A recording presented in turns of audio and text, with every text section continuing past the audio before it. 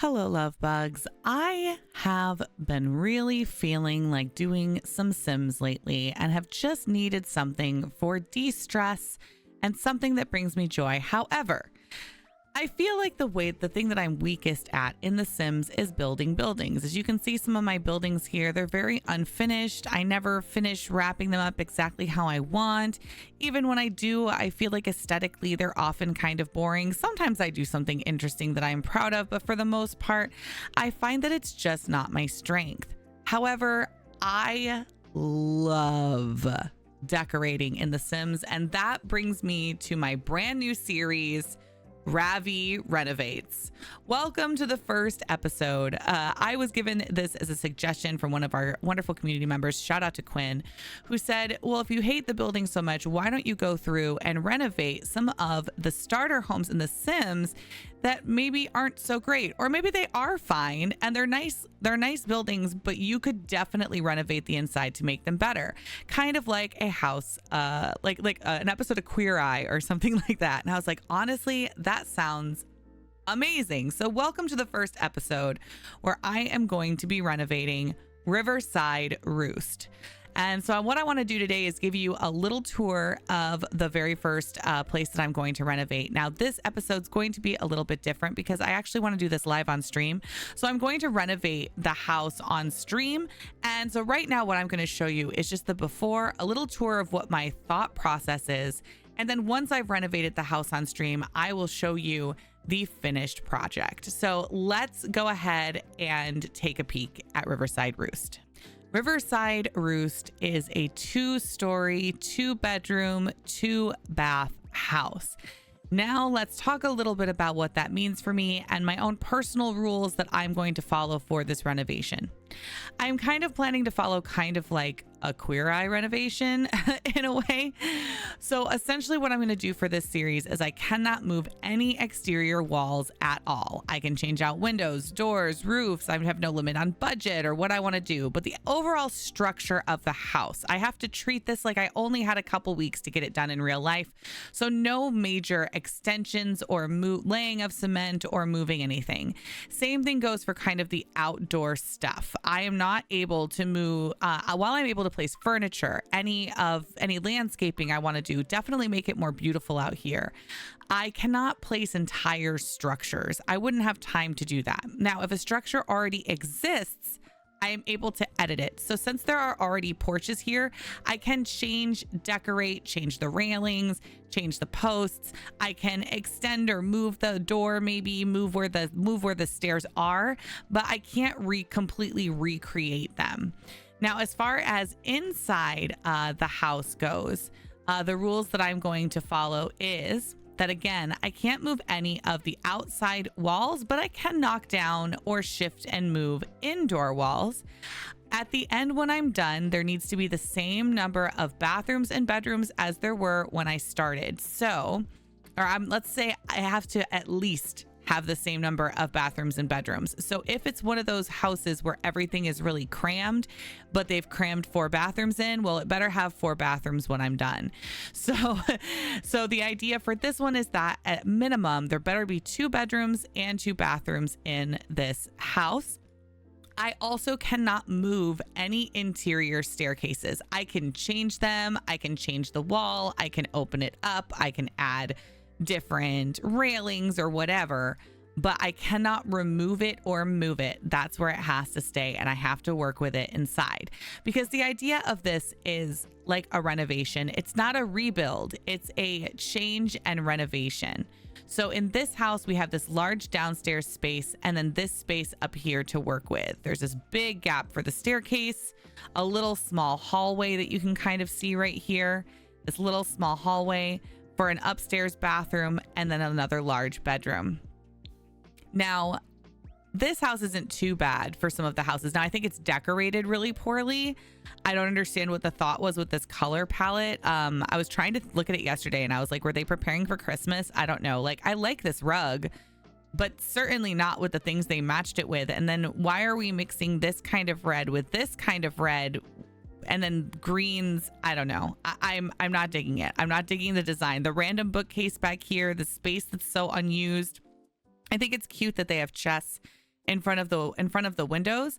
But my biggest problem, honestly, is like, why the two doorways? Why do we need two entrances to our home? Like, unless these lead into different rooms somehow, or into storage, or into something, it doesn't make sense to me. It just seems like there's a lot of really unused space in here. And while I don't mind the second entrance, and obviously I can't change it, I have to keep that because I'm not doing any outdoor teardowns or rebuilds. I do like an extra kitchen, or an extra door, again, to go out to your trash from your kitchen, or even if you had a car spot. So what I might build out here is like a cement pad, like it's a spot for you, or maybe like right here, because it would make sense that this is like a cement pad for you to come up and park your car.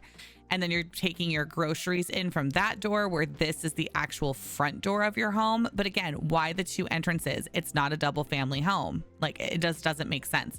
So I have to decide, do I want to keep the two entrances and therefore turn it into like a two family home? But then how am I going to do that with the staircase? Or what I'm probably going to do is change out the front here, so we have a staircase up the center, remove those windows, and put in one door at the center to have kind of a grand entrance to the house. Now, again, I can tear down walls, extend rooms. I just can't change the outside walls. So I have other decisions to make up here too. Do I want the upstairs to feel more like a loft? Maybe it is just a master suite. Why does this bathroom need to be used by other people who come to the home when there's a bathroom down here for when guests are down here? Why would they go upstairs to use that bathroom when they have this one that's out of the way, away from where they're eating, where they're hanging out? It's near the kitchen, which I don't love bathrooms near the kitchen, but I do have to say it's far enough away from the kitchen that it's not like when it's pressed up against the wall. So anyway, I have a lot of plans for this little remodel. And like I said, I'm going to go do it on my stream tonight.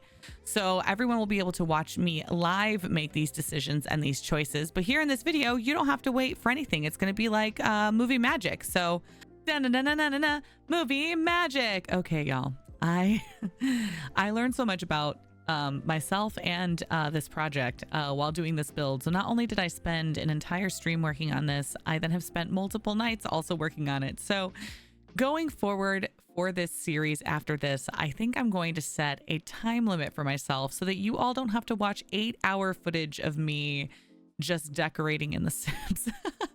So going forward, I do want to actually treat this challenge as if I was doing like a real remodeling for one of those remodeling shows, and actually make it like I have a time limit and I only have so much time to get things done, and I have to get done what I can with the time that I have.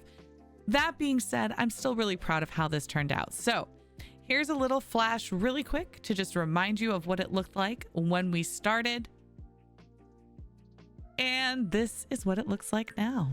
Welcome to Riverside Roost. Now, I don't know if I told you all when I first was making the first part of this video, but I like to make characters for who I'm building the house for when I have a build. I think it helps to make, the house come alive when you know who you're decorating for. So I am decorating this house and designed it for a wonderful widow who lost her husband and her lesbian best friend who moved in with her to help get her through it. They now live together in this beautiful home. And she completely remodeled her master suite after losing her husband to make it the glam, beautiful space that she had always wanted. Her also allowed her friend to remodel her bedroom to make it the space that she would always have wanted as a super hot plant lesbian. That's what I pictured in my head. Don't come for me. Don't ask me to explain what that is. Just if you know, you know. Okay. So starting with the outside, I obviously did a lot to change things out here, but it was one of the final things that I kind of finished. I wanted to make something, the house seems like it's kind of by this big lake, right? Like there's a lot of water and a lot of reason to not want a car and to be really one with nature. So I thought having a pad out here instead of specifically for a car, making one that was for their bikes, for them to ride around town and to go and and grab little groceries they could just fit in their basket or whatever it is would be really cute. And then it also makes sense that the door here is then available for them to go in kind of by the kitchen and stuff like that instead of coming in through the front door. So I built a bike pad for them over here. I also thought that some pretty swings would be nice to be like out looking towards the lake. I really wanted like beautiful like porch swings and things, and I don't have any. I was like, I need porch swings in this game. And then also a gardening space for her best friend, a nice little spot to start working on some of her gardening. I also really wanted to have a nice little bonfire spot. I just thought that it would be too perfect, the little view. I wanted a little bit of privacy for them. Plus I like having these little like in real life, these edge kind of hedge with a fence on the corners of streets so that people don't like cut through your yard and you end up with that weird path through your yard. Instead, I gave like an actual path through the yard. So hopefully if someone did walk through the yard, they'd use that. But without having to fence in like the entire yard and still leave it a little bit open. I just think it gives like a little bit of privacy on the corner of the street, but also allows them to kind of overlook the lake a little bit. And with the big tree there, I mean, how cute, right? A lovely entrance now, totally different from what there was before. I mean, I got rid of the two doors with the two staircases. It just didn't make any sense. So we made it into one staircase leading up, and then made some lovely places for entertaining and whatnot here in the front as well.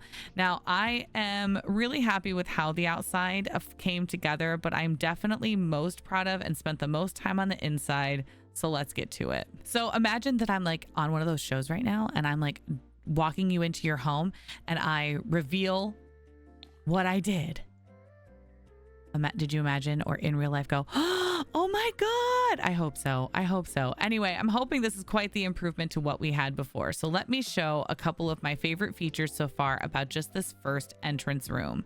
I decided that I did want to while I didn't want to build whole separate rooms for this area, I did really want to give a little bit of a dining room space that was all by itself that felt a little bit separate. All of this was just open before, and it just felt like so much room that was just so not well used. Even though I kept the living room kind of facing the same way, I think adding this wall is just so nice because, I mean, imagine in real life, you come in from the outside, you're tracking in dirt, you want a spot to put your shoes and leaves blow in and stuff. And wouldn't it be nice if they just hit this front little foyer space and not all the way through your living room and everything? So I just thought that it was a nice way to create a little bit of a foyer, but I kept this wall low so it didn't break the flow of the room to the front of the room.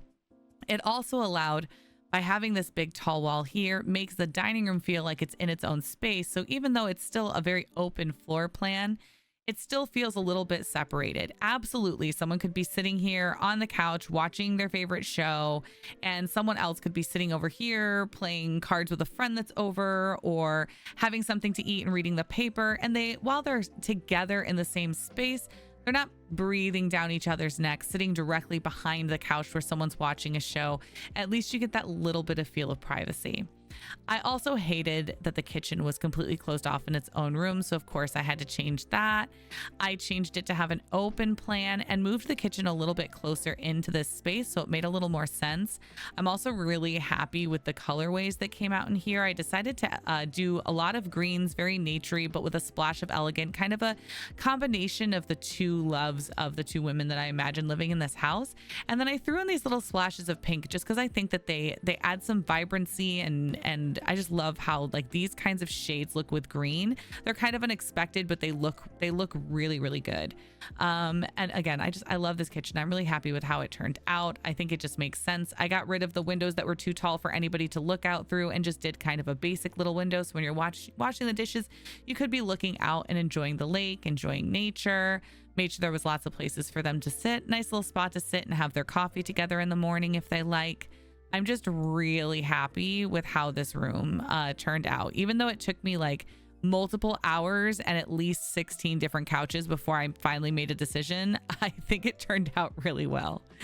I also, by moving down the kitchen a little bit, you'll see one of my other major wall differences over here. Let me go ahead and drop these down. And then I added a laundry room. I figure everybody needs needs a nice laundry room. And also I like to think about the characters that I'm building for. So I even put like 2 different kinds of hampers, one that's a little more elegant and like fancy, and one that's a little more just like looks organic and earthy. And then put a nice little space in here for them to be able to do their laundry. I thought it was weird to have a house this big and not have a laundry facility. That didn't make sense to me.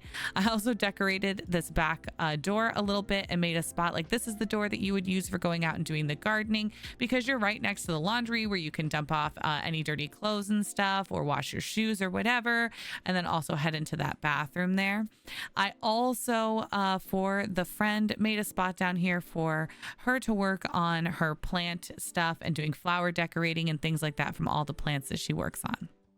All right, now let's take a peek into the downstairs bathroom, which also has a pretty major change. So before, the downstairs bathroom was just one room right here. The wall ended right here and it was about this size. I decided that these bedrooms were huge and there was no reason that we couldn't extend a bathroom to make a really nice guest bathroom, and the main bathroom for when guests come over to use it as well. So I like that we have the toilet in its own separate space with some cleaning stuff and whatnot in there. I love a toilet in a closet. It feels rich to me. If I ever have an opportunity to have a toilet in a closet in a house, I am always going to take it. And then still have like a beautiful place to take a nice tub. And I went with tubs in this house. I imagine these women are like, you know, in their 40s, something like that. They're a little bit going through life, maybe in like the prime of life kind of, and they're done. They take lovely, wonderful tubs and soak with candles and scents and happiness, like, because life's too short to not enjoy a good bath. Like that's another part of my theme. Life is too short not to enjoy a good bath. And then I thought it would be fun to put like some pictures up there. I know this is technically like a romance thing, but I thought maybe it's just best friends all hanging out. And when people come over and come to visit, maybe they take a picture together and stick it on this mirror here. I thought that was like a really cute touch. I love this room. I love how it turned out. I love the vines. I love the bamboo in the corner, which is so good in bathrooms. In my opinion, that is a staple of most of my bathrooms that I build in The Sims. And so that is our new little bathroom. And now we're going to go to our friend's bedroom. This first bedroom that I designed, I love it. I wasn't sure how I was feeling about it at first. At first I was like, am I overcrowding it? Am I doing too much? Is there too much color? Is the wallpaper too loud? And I thought, you know what? I really feel like it's exactly what I want it to be. I imagine her being a little bit thrifty, a little bit went to the thrift store to get the cute stuff and then sprung for the really beautiful bed, you know? But these are like piecemeal things that were bought like throughout her life, art that she really, really loves. Of course, we had to add a pride flag there. And of course, a little rainbow with our panda there as well. The truth, I love doing little like true clutters, like a little cup and some really like messy papers and stuff for planning out the bills and whatnot. And then with that little add-in of, I was saying they're like a little witchy as well. I thought it'd be cute to put some like herbs and things here with some witchy stuff as well. Also, this might be a little bit of a shot at myself, but I created them a closet, which has a cute little mirror here. And then I put a dresser in here instead of building like a big fancy one. I also added weights that my joke is that they're like really bright and also look really fresh and brand new. And it's because they've barely ever been used, because it was like that hope of I'm going to start working out again. And then you use them for like a week and then you don't touch them for a year. I have these exact weights, those kinds of weights in my own bedroom right now. And then I also wanted to make sure that we added a bunch of plants in here. Like there's a bunch of projects currently being worked on, maybe even like a tree, trying to get it started to be planted outside, or maybe even some surprise plants to sneak on the roommate that are going to go around the house.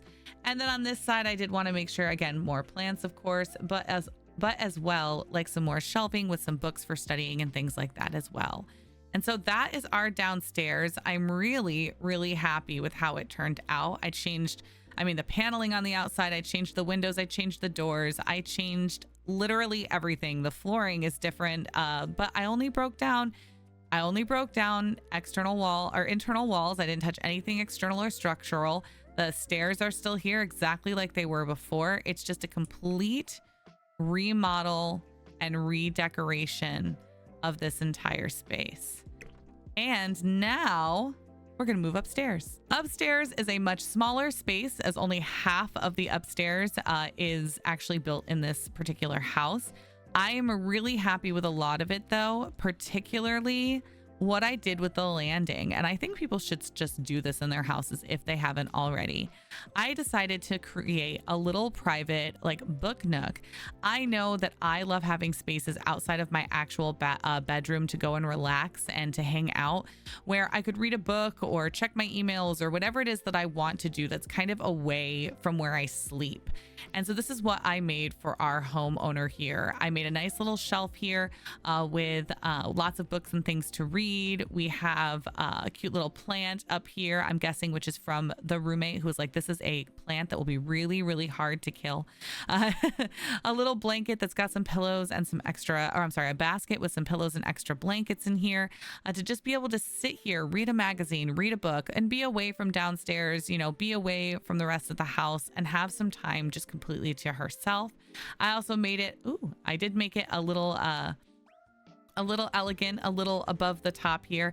What I imagine is that part of dealing with her grief over losing her partner, that what she did was completely remodel the upstairs in a way that her partner never would have liked it. That maybe she was married pretty much her whole life and constantly had to think about what her husband liked too, to make a space feel comfortable for both of them and not only for her, obviously. And she thought maybe a way that she could kind of celebrate would be by celebrating taking care of herself and doing things that she would really like to. So, and then that was part of the way of dealing with her grief over losing him.